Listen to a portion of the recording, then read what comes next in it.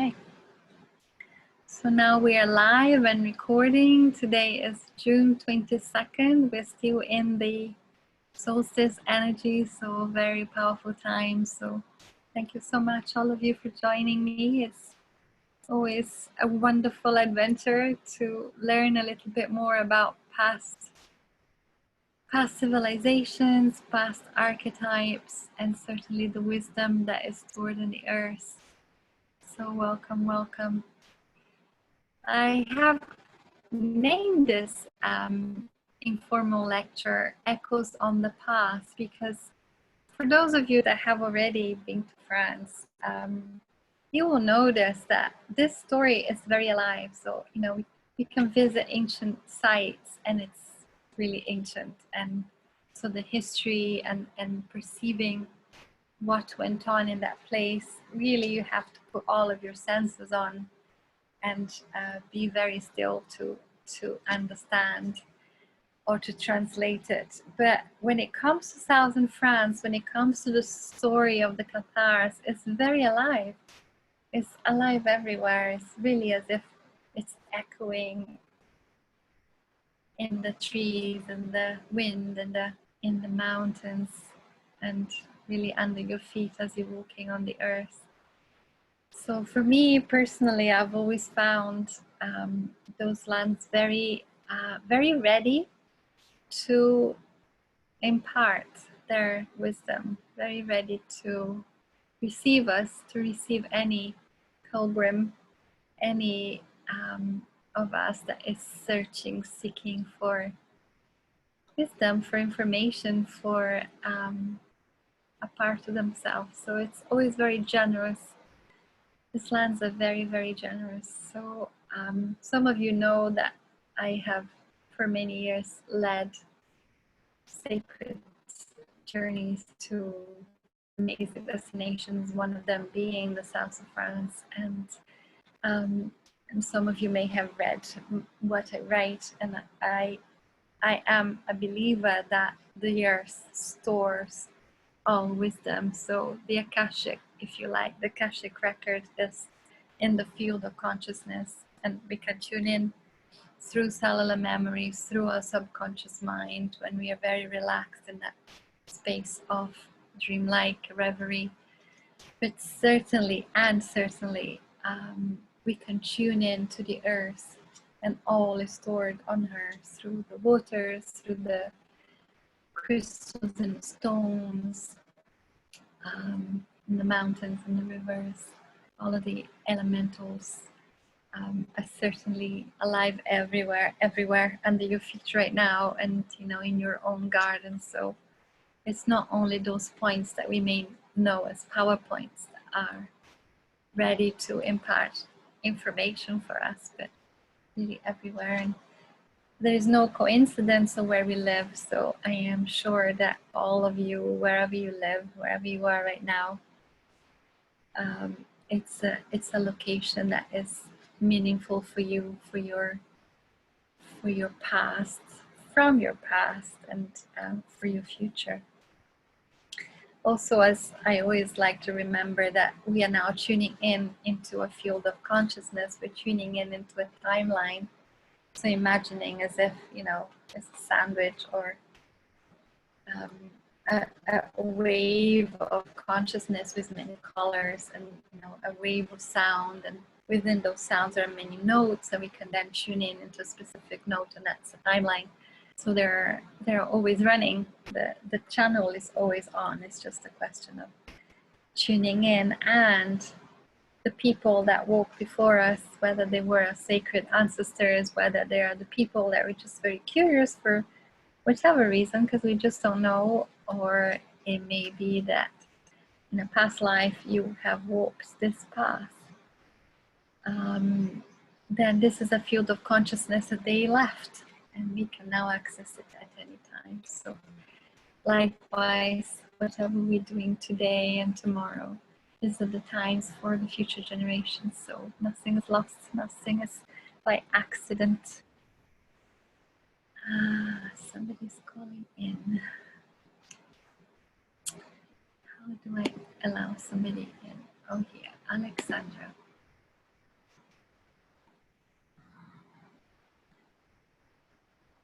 Okay, one more person is in. Welcome, Alexandra. Glad you made it. So, where is this place? For those of you that haven't traveled to the south of France, it's the very southwest region. I don't know if you can see this picture of us on the side, or if it's just me who sees the Zoom screen, but you've got now a map of the southwest of France, so you can see very big Carcassonne and the big road that today runs from Toulouse to Narbonne. And then really on either side of that is the Midi. It's the region where a lot of the Cathar information is stored on the earth, and a lot of those lives were lived. A lot of those lands loved and perished on those lands. So as you can see, it's not far from the Pyrenean Mountains, so maybe you can't see, but the Pyrenean Mountains are directly south from this map. I would say from Carcassonne, probably within 40 minutes you're on the mountains. So it's not very far at all.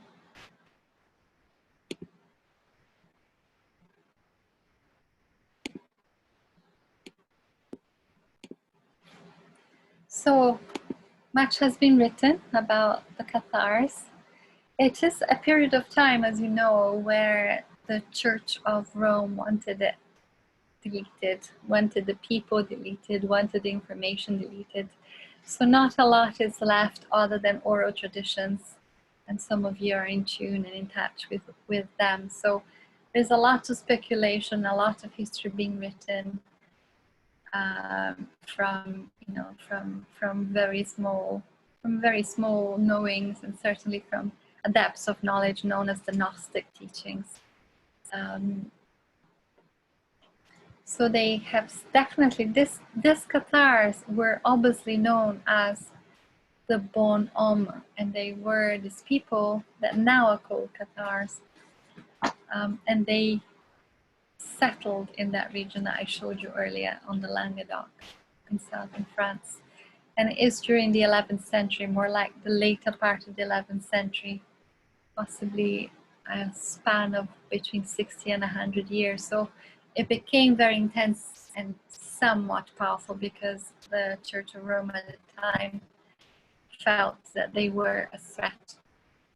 But it's amazing that in that stretch of time, they were able to leave such consciousness on the planet.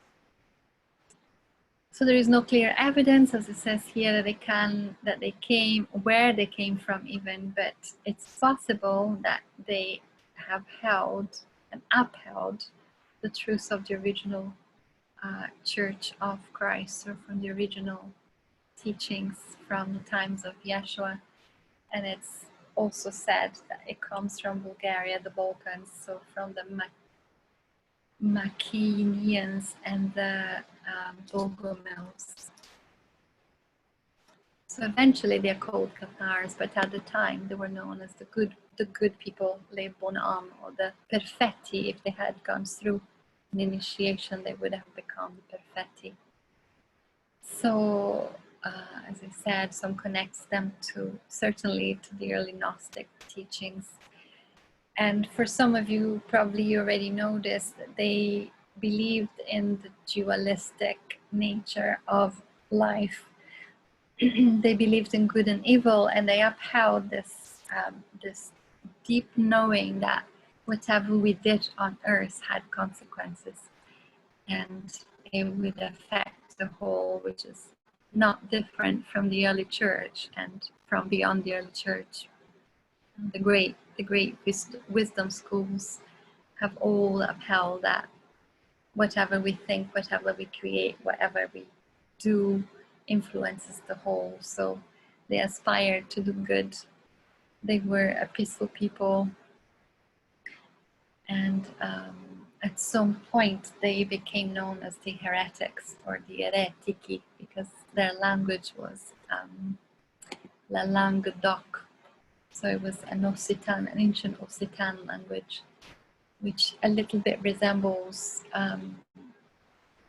the language of the region of Barcelona. So they were inclusive of all people who felt they belonged. So anybody that felt that they belonged to this goodness that they lived, because they truly lived what they preached. They believed in the equality of men and women, so there was no separation. They could all teach and hold somewhat counsel, whether it was a priesthood, I'm not certain, but certainly they were all equal in that they could all learn, be teachers and students alike, and have permission to have a voice within their community. So yes, as I said before, they are occasionally said to have been carried forward as the teachings of the Manichaeans and the Bogomils of Bulgaria. They certainly believed in the nature of Christ, in the being of Christ, known as Jesus Christ sometimes, or Yeshua or Isa, and that he certainly walked the earth, and they upheld his true teaching. So the prehistory of what is now known as Christianity, or what became Christianity. So they believed in the story and certainly in the lifetime of Christ and Mary, but they did not believe in the teachings of the resurrection. So they really saw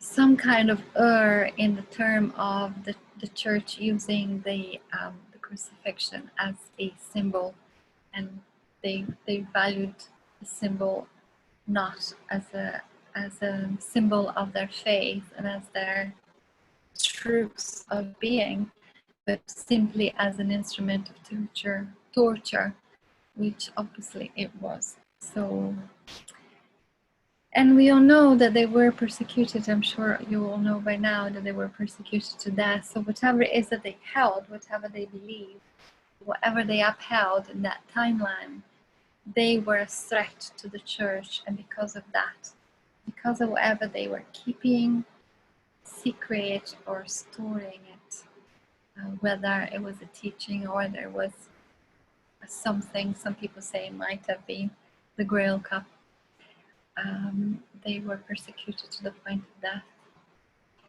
So all of them, even though they were, mostly gentle people, peaceful people that walked the lands and walked in peace, they were seen as a great threat, which is interesting. Sometimes, we think we have to be so powerful to be the change, and yet they were the most, I feel, the most loving, gentle men and women. They were definitely non-violent.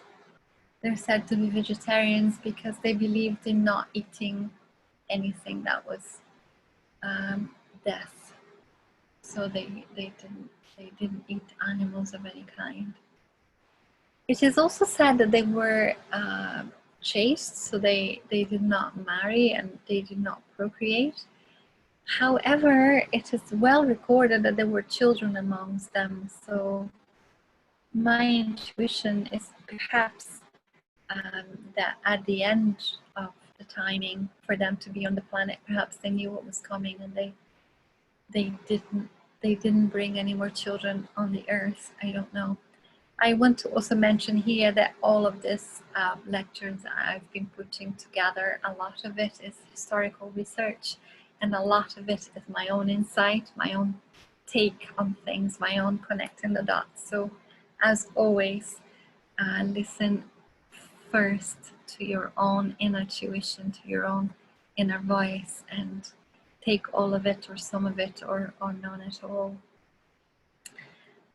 as it feels good for you. So they were also an initiatic group, so they held initiations in caves, and the caves that we can find in the south of France, so in the Languedoc and in the region of the Ariege, there are many, and there are inscriptions on the walls coves and alcoves, and it's very telling that they would have inhabited those caves for the purpose of their initiations or ceremonies.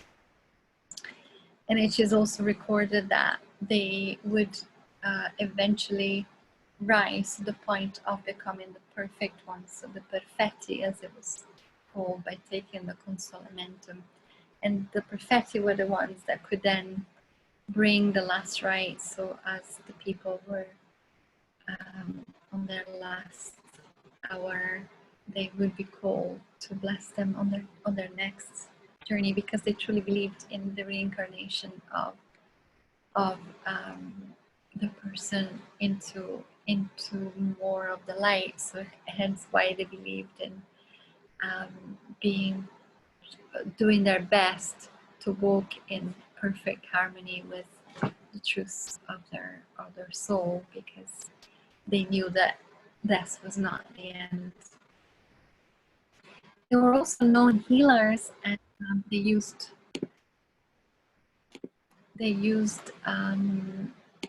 oils. It's well recorded in the south of France. Welcome, Jeanette. It's well recorded in the south of France that they were users of oils, and if you follow the story from the Magdalene, there are the hospitalier groups that create hospitals.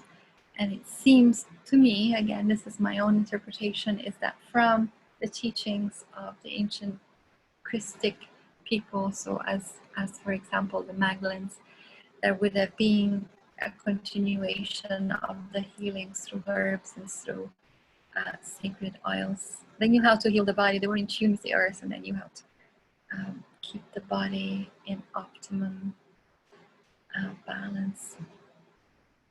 And of course, they lived in community, and they believed in sharing with each other.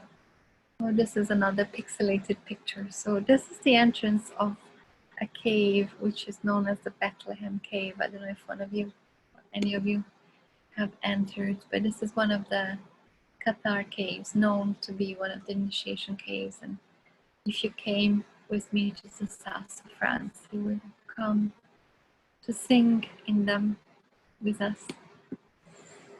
This is a picture of the beauty of those lands, and the lands are at the edge of the Pyrenean Mountains. The Pyrenean Mountains come from Pyrene, which is the goddess of fire.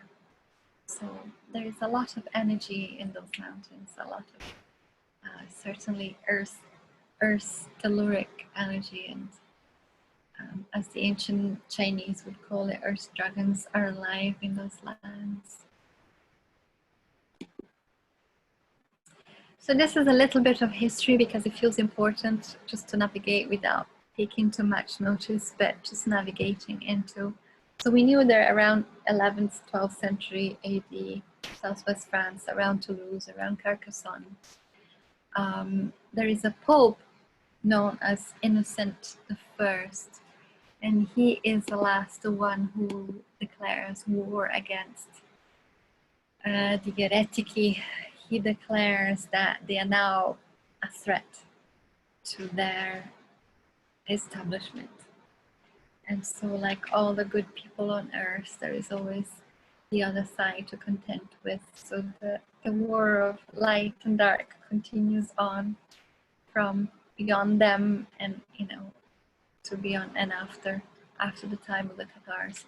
So Pope Innocent III declares that they are heretics, and they are not following the rules of the church.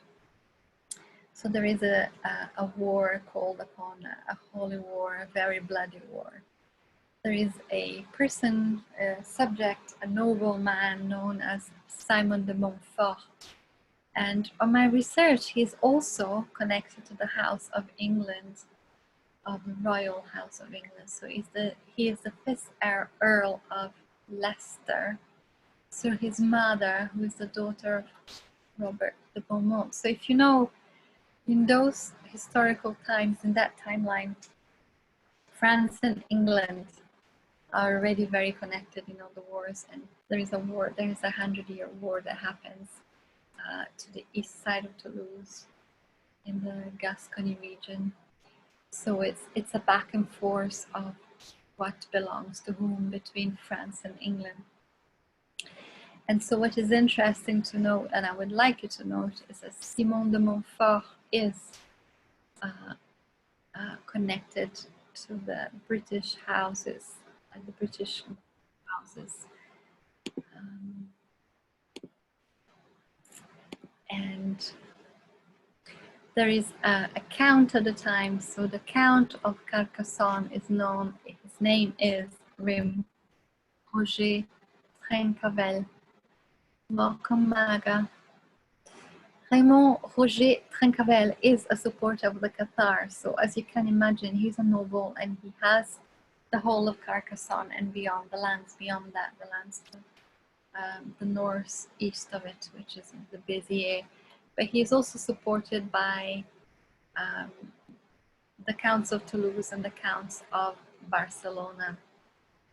So it is a powerful time where Raymond would have had a lot of support, and not only him, but a lot of the nobles in the region completely saw the beauty in this bonhomme, in the Cathars, and so they were protectors of, they were welcoming them within La Cité or Carcassonne and in other neighboring villages, and the nobles at some point later offers them their castles. Hence the Cathars have castles, and we can still visit, you know, the castle. They had no riches, but they were given those locations to protect themselves because they were usually strongholds, and so they were as protected as they could be from sieges, or at least for a time they were. So going back to Simon de Montfort and his connection with the nobles of England. So this is a picture of a painting of the Cathars being asked to leave Carcassonne. So not because, so Raymond Trencavel really fights for them, and it doesn't go well. And unfortunately, they have to release all the Cathars that live in the city, l'Île de la Cité, in Carcassonne, and they're said to have to live naked. So they had the choice, the bonhomme had a choice to convert to the Church of Rome or to leave, and they would have been walked out of the city naked. But this is a very sad part of their history. This is what Carcassonne looks like. It's very well preserved because it always remained as a noble count's residence after Trencavel loses Carcassonne. So some of you have visited this. It's a very touristic place these days.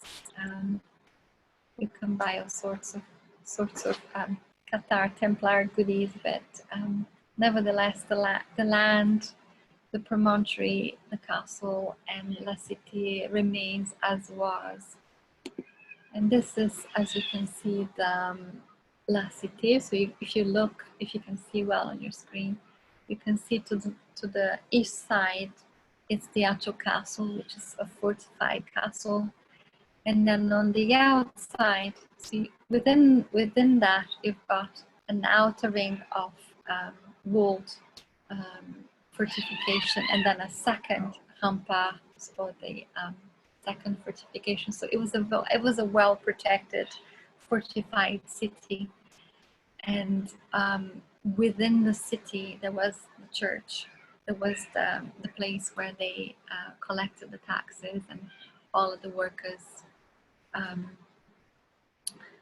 houses and manufacturing places, and everything that kept the castle alive. And of course, the castle is then again a fortification within fortification.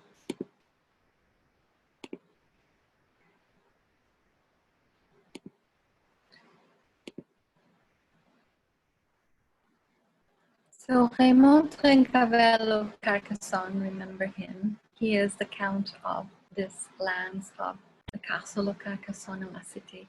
He's supported by, as I said, Toulouse and Barcelona.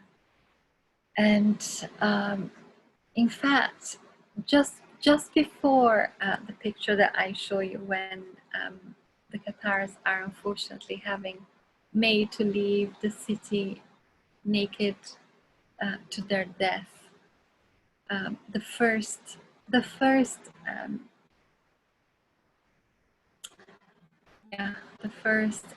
what can I say, Holocaust happened in a town called Minerve. I don't know if you visited.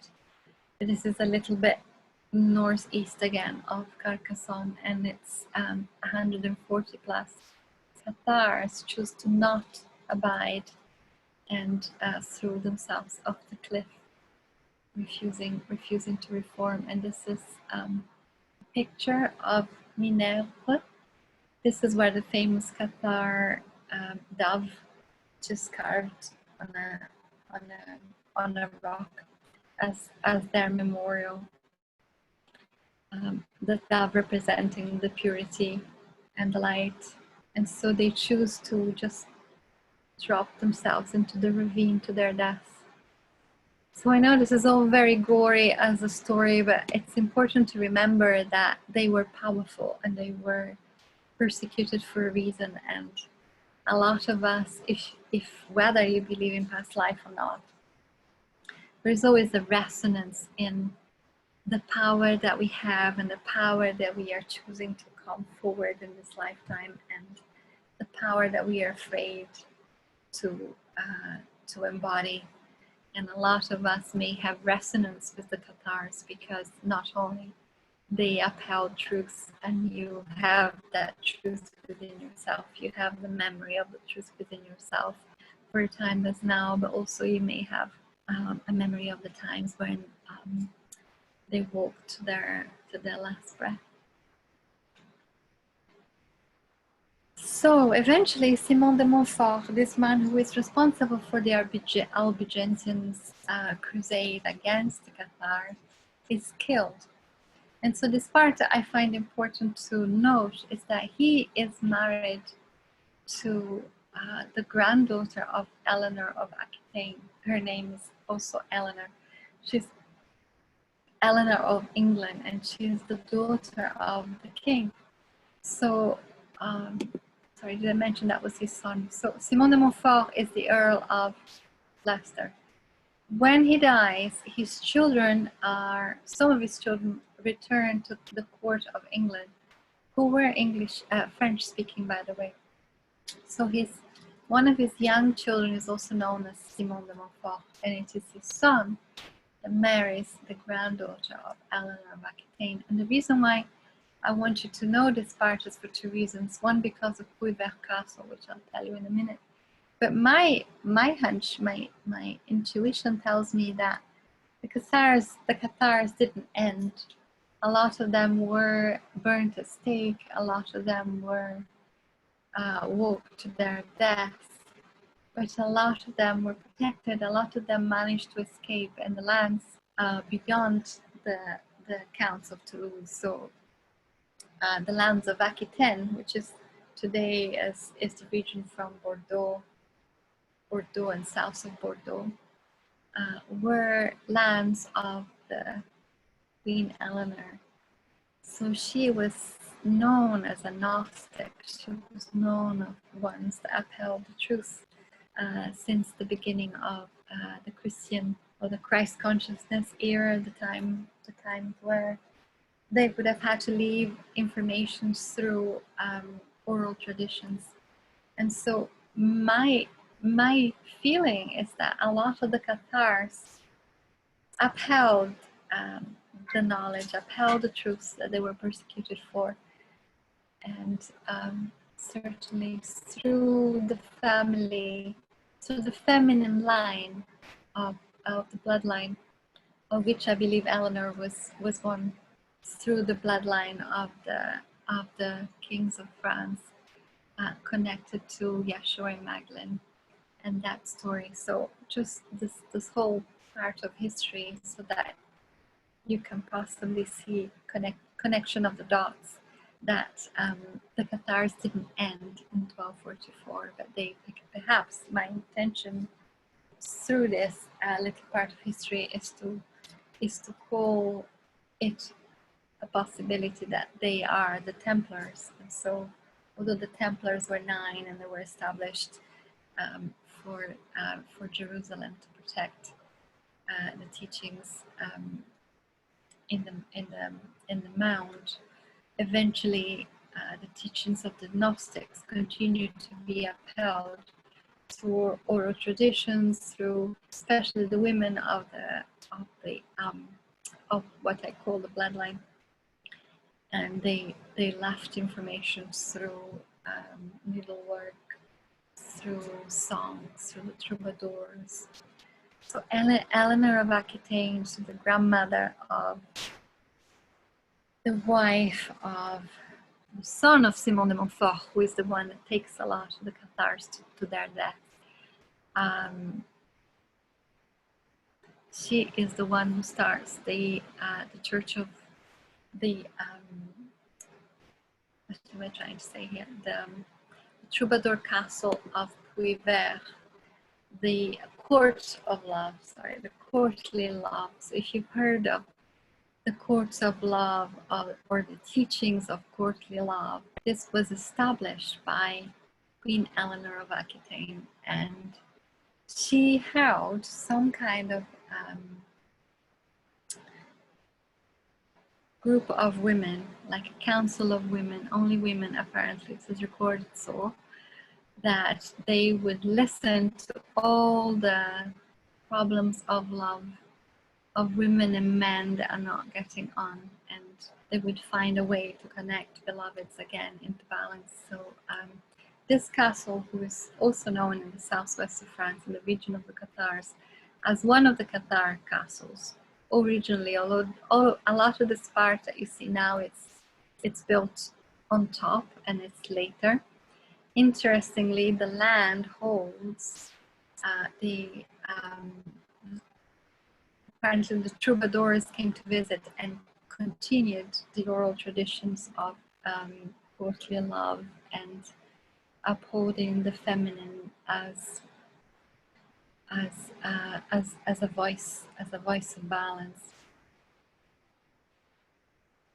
It's a really powerful place. If you have been, and if you're visiting, do go. There is a silence and a power in this place, and this is depictions of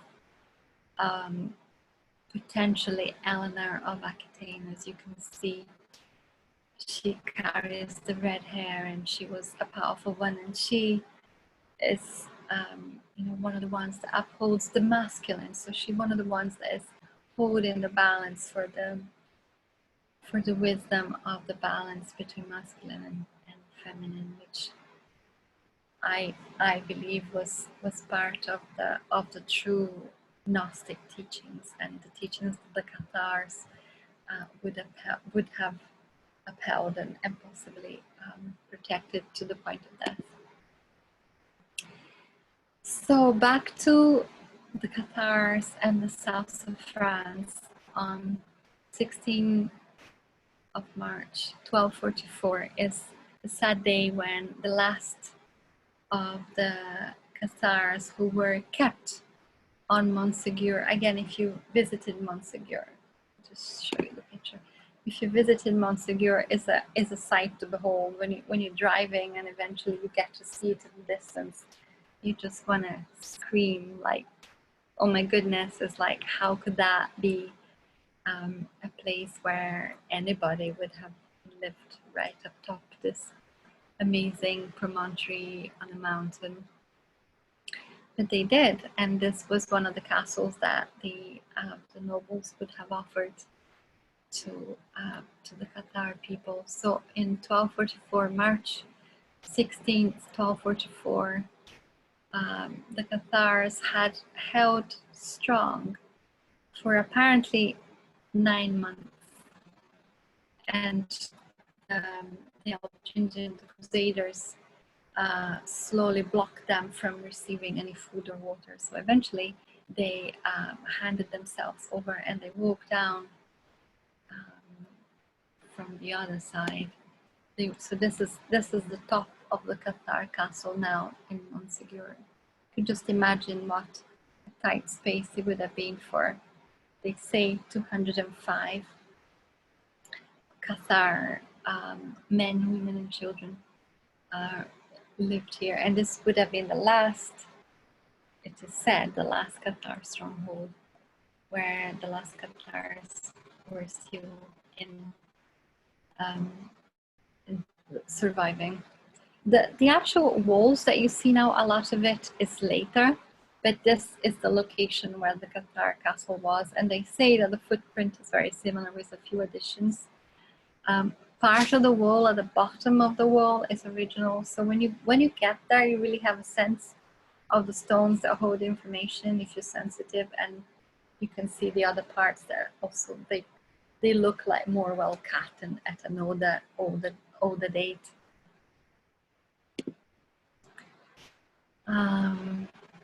Yes, and this is the memorial on Cathar at the bottom of Montsegur, and this is where it is said that the fire was, and that's where they would have walked down singing into their death. They walked peacefully. It is said through oral traditions, a lot of us believe that they had promised to return in 700 years, and a lot of us believe that to be the time as now. Yes, I also wrote here that the area of, just to tune into what comes before this time of the Cathars, the region of the Languedoc is also well recorded as a place where Jewish community lived, and especially in Rennes-les-Bains, Alet-les-Bains, Rennes-les-Bains, and Bougarache, where they would have had communities of, they call it Jewish communities. I feel there is a connection with the Essenes, and that on some of the oral traditions, it is said that the family of Yeshua at the time would have been Mary Magdalene, the three Marys, Mary and her daughter Mary, Mary Mother, all the ones that came from, through the time of the end of their walk in the lands of Jerusalem, through Alexandria in Egypt, and possibly through the Isles of Sardinia and into the Mediterranean coast. They would have sought refuge somewhere. So a lot of us believe, a lot of historians write, that they were hidden, or they seek solace in the mountains, especially in the region, in the mountain of Bougarache, the sacred mountain of Bougarache, which is in the Languedoc.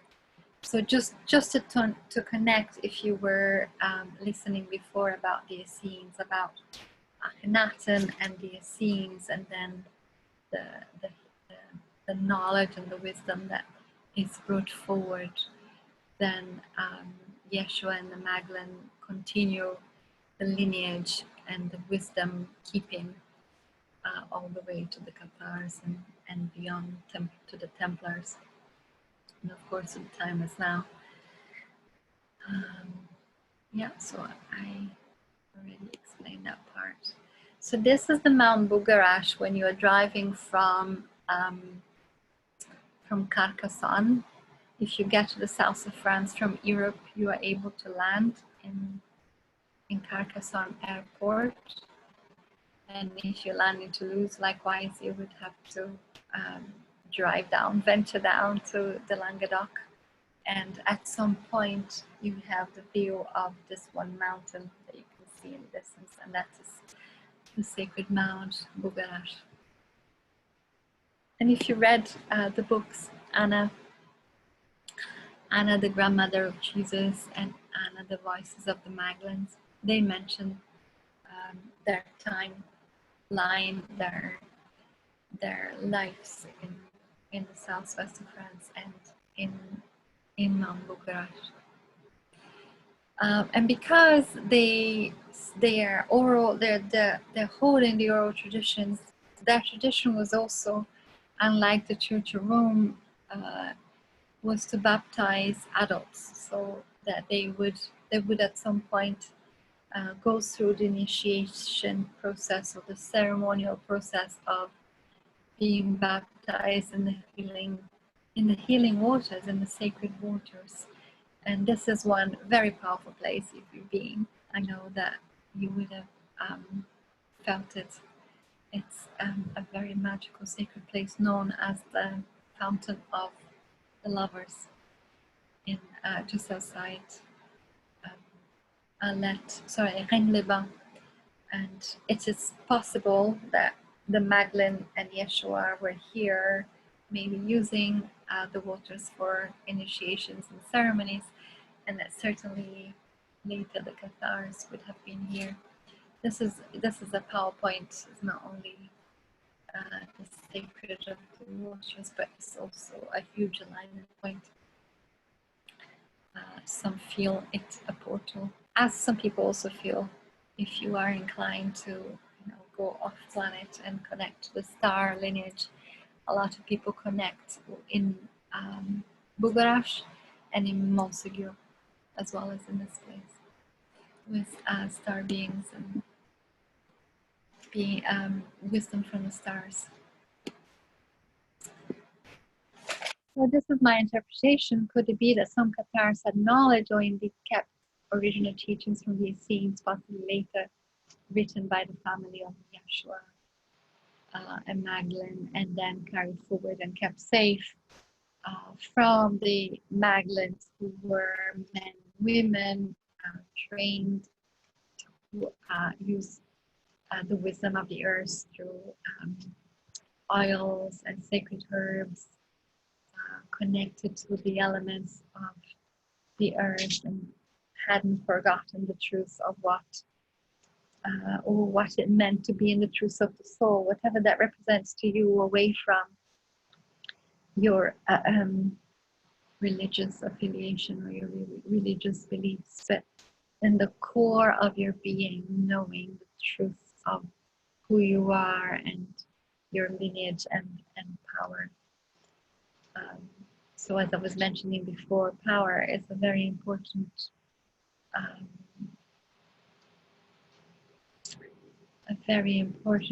energy, because it is an energy of knowing truth. I am starting to believe that truth is the power that we have to be present in the soul. And if we are at some level oscillating from the truth of the soul, then we are somewhat asleep, because this is my complete truth. So again, take it as you will. Is that we cannot be in the fullness of our incarnation if we are not striving to be walking in that power of the truth of the soul. So I'm going to keep repeating it, because I feel this is, in the year 2020, wherever somebody's going to watch this video at some later date, this is a very powerful year for us to come forward in the knowledge that we have, the wisdom, that we can access wisdom, both if you believe in a past incarnation, or if it's just very easy for you to just tune in the timelines. It is totally available at this time. So some traditions propose that a few escapes. So this is another important part of this puzzle, of this piece of the Cathars, is that a lot of the oral traditions believe that a few of the Cathars, maybe I'll go back to that picture, a few of the Cathars would have walked from the back of the, so this is a picture of the back. The front of it, there is a path down. It's a kind of meandering path.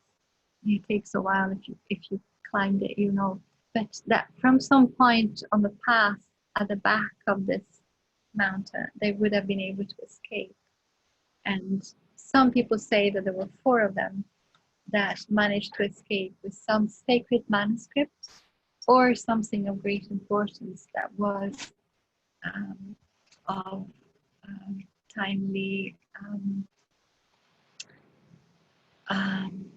timely wisdom that needed to be safeguarded for future generations. So it is said that they would have traveled through the Pyrenean mountains where it was still very uninhabited, perhaps through some points where other Cathars may have been in hiding, and travel on to the lands of, which is now Spain. If you remember, Raymond Roger Troncavel, the Count of Toulouse, was in full support with the Counts of Barcelona, what is now Barcelona, the lands of Catalonia.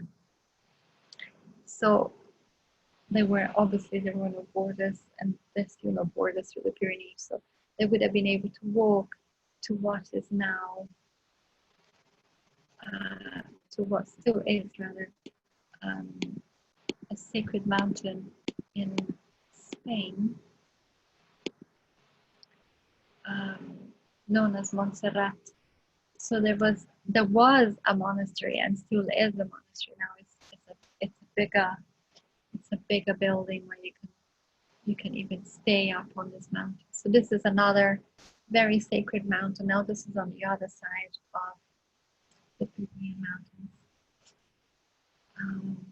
Mountains, in the region of Spain. And so possibly, was it the Grail? Was it a cup?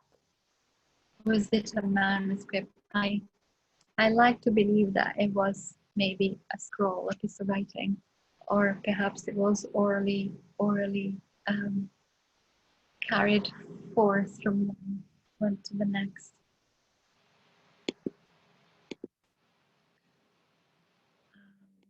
Yes, so this is basically what I want to share with you. And so where does this story affect us today? Where does this lead us today, knowing that there was beautiful beings that upheld something of great truth through the power of their being. How does this affect us today, as I was mentioning before? And are the teachings of the Cathars important in this timeline? So whatever the teachings are, because remember they are of an oral tradition. And my sense, and a lot of us that are really vibrating with the story and connected heart deep with the story, is that it feels good to say and to believe that the time is now, that they would have returned to continue what they started. So there is it's a channeled piece from, I can't remember who now, but it's written at the bottom of this. So I would like to read this to you, and I would like to suggest to all of you to just stay in silence. And as always, there are lots of words being said and a lot of words now floating around. So I will read more words, but listen to the sounds and the vibration of what is in between. So this is a piece of channeled writing in connection with who the Cathars were. And people say that they would have called the church of love, because it wasn't a church and it wasn't a religion. So I would like to invite you, I'm sure some of you have heard this before, but I am always moved to listen to this. So I would like to invite you to get comfortable and get still. I'm just going to give a moment of silence so that all the words I just spoken can just settle in a second, and then I'll begin reading this. So stay quiet, and perhaps with your eye closed, perhaps connect your body with your hands. Bring energy to your heart, your belly. Wherever it is that feels good, to just connect to your body as the vessel for your soul to be present in this timeline. Yeah.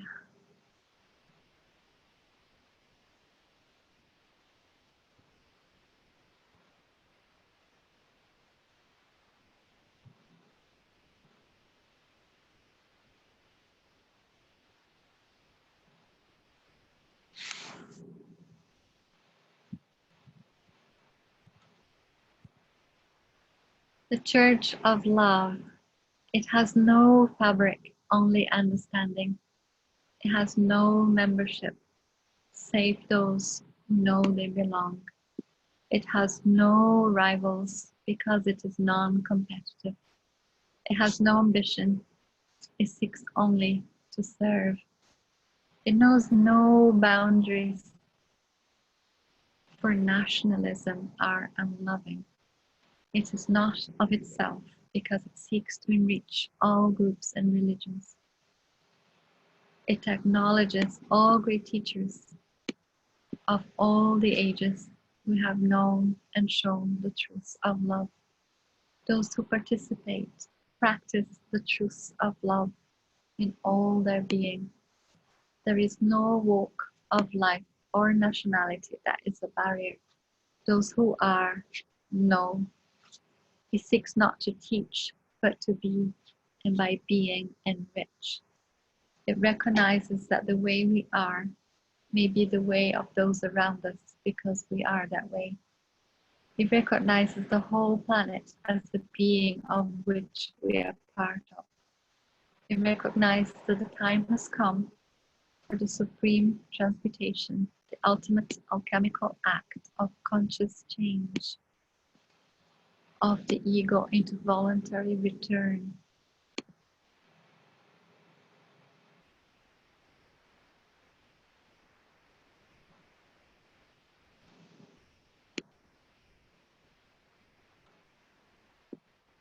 To the whole. It does not proclaim itself with a loud voice, but in the subtle realms of loving. It salutes all those in the past who have blazoned the path, but have paid the price.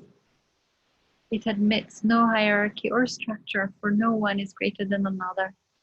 Its members shall know each other by their deeds and being and by their eyes, and by no other outwardly sign save a fraternal embrace. Each one will dedicate their life to the silent loving of their neighbor and environment and the planet, whilst carrying out their task, however exalted or humble. It recognizes the supreme of the great idea, which may only be accomplished if the human race practice the supremacy of love. It has no reward to offer either here or in the hereafter, save that of infallible joy of being and loving. Each shall seek to advance the cause of understanding, doing good by stealth and teaching only by example. They shall heal their neighbor, their community, and our planet. They shall know no fear and feel no shame, and their witness shall prevail over the odds. It has no secret, no arcanum, no initiation, save that of true understanding of the power of love, and that, if we wanted to be so, the world would change, but only if we change ourselves first. All those who belong, they belong to the Church of Love.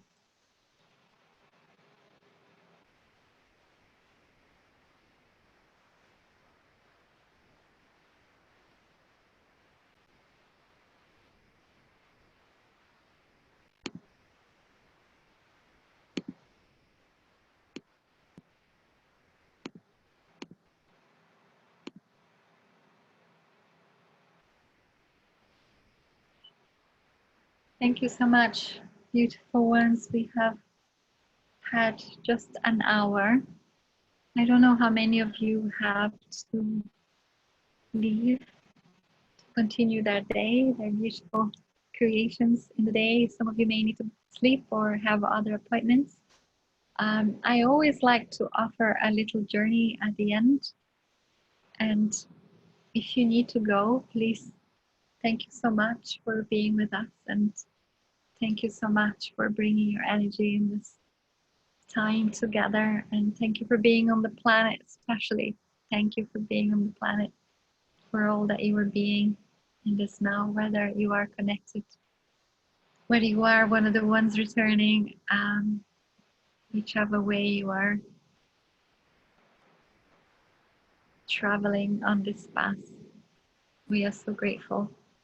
And so we may finish this journey, this informal talk just now, but if you want to stay on, I'm going to do a very small journey for the ones remaining.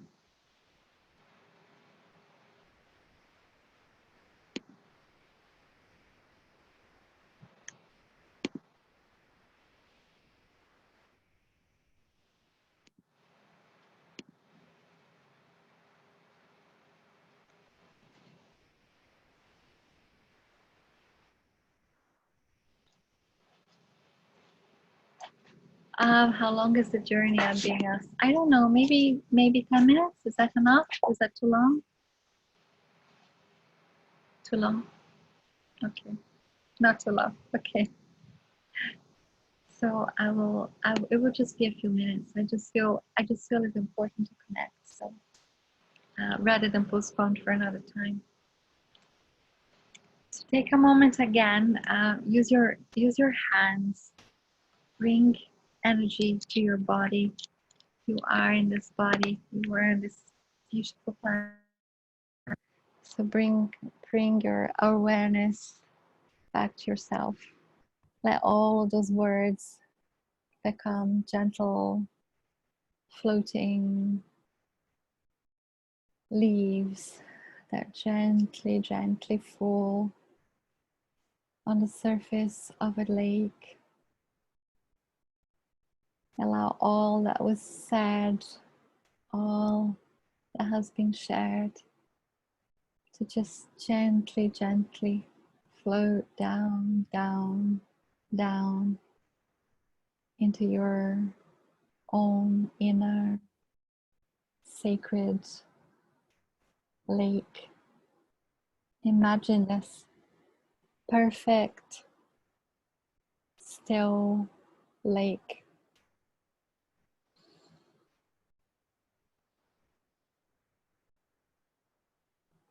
Imagine being on the shores of this calm lake, and it's reflecting the clouds in the sky. You can see how the wind is moving the clouds over the surface on the reflection of the lake. And out of curiosity, you choose to go closer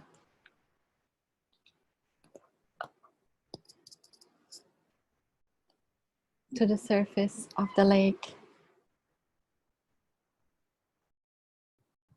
And the lake that you are looking upon, imagining,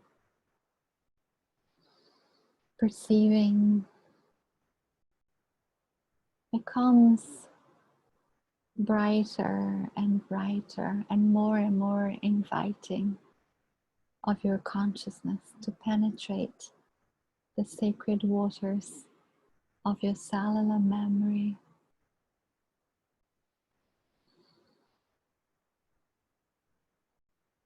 And it welcomes you into the warm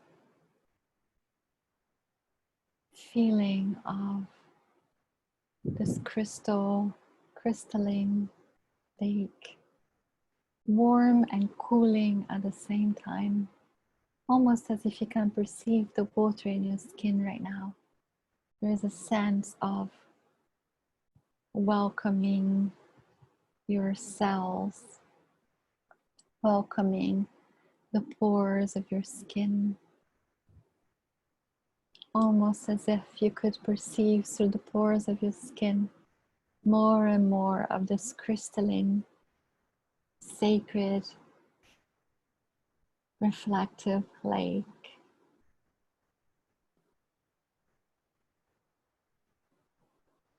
And now you're one with the sacred, crystalline waters. And through the depths of this lake, you can swim and breathe and just move around, almost as if you have no body, almost as if you are a being of water, almost as if there is no water anymore, and you're just gently being carried by this crystalline, reflective, porous expression of wisdom. And just out of curiosity, you look around and you may see something, someone, and you choose to get closer. It may be the entrance of a cave within this lake, or perhaps you have arrived beyond a cave into the green grass, into a mountainous landscape. It is gentle. It is very healing for you. It's almost as if you can hear the sounds of the songs. You can hear the sounds of the cows. You can hear the sounds of the shepherds calling, whistling.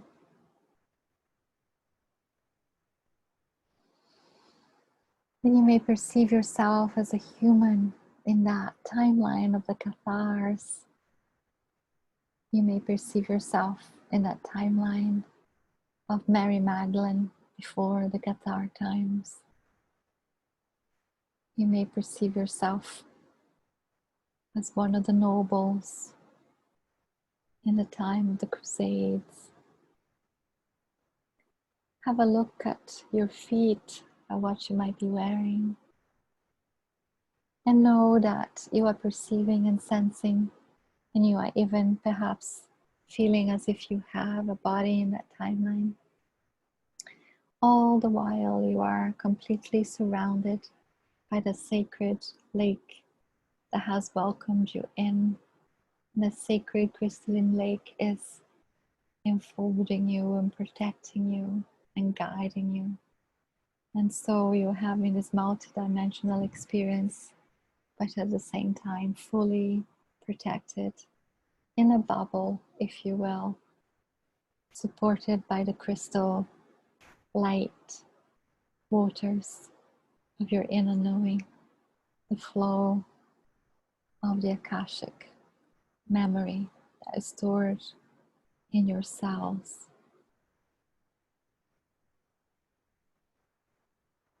And notice and sense and perceive what is being said, what is being shown to you. And fast forward just playfully into the most appropriate moment in that timeline, if that means anything to you, somewhere in time and space where there may be information for you that may assist you in this timeline, may assist you in this incarnation, may assist you in being present to the wisdom of your soul, to the power that it is to be standing in the truth of who you are, no matter what you may be seeing in those timelines.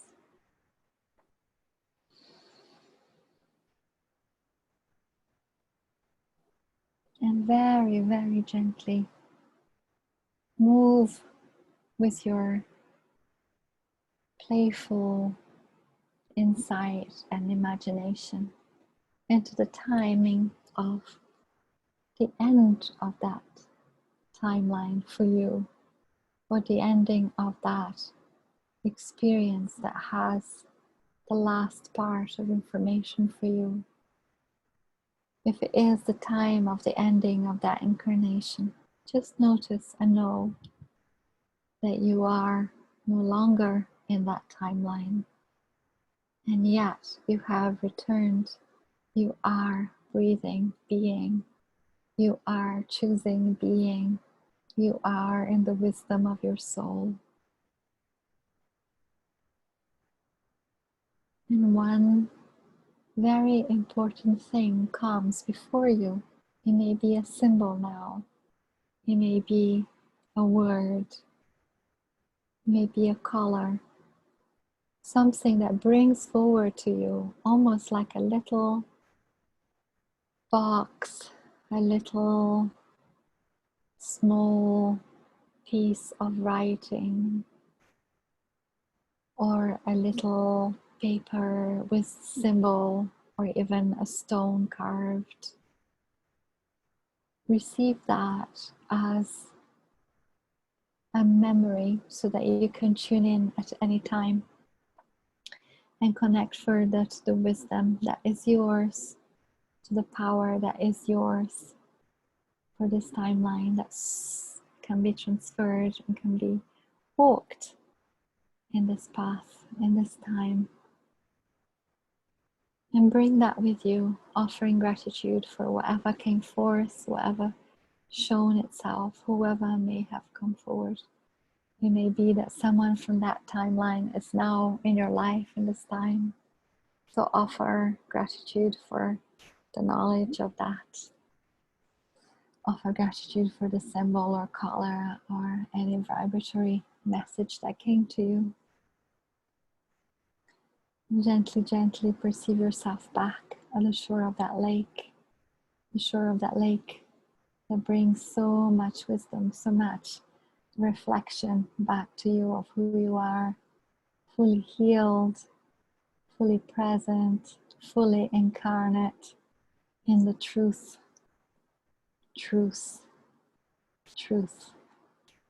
of this time, this now, June 22nd, 2020, in your beautiful life, in your beautiful home.